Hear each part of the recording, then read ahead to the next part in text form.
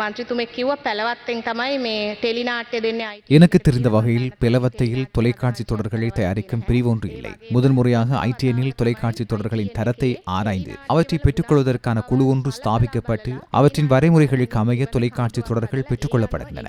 அந்த நடைமுறைதான் தற்போது பெற்றுக்கொள்ளப்படுகிறது. Digital terrestrial broadcasting 2014 ஜப்பானின் உதவியுடன் தேசிய தொலைக்காட்சியில் ஆரம்பிக்கப்பட்டது.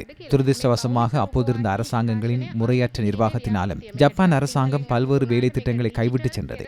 எனினும் எமது அரசாங்கம் அதிகாரத்திற்கு வந்ததும் மீண்டும் 11 வேலை திட்டங்களை ஆரம்பித்துள்ளோம்.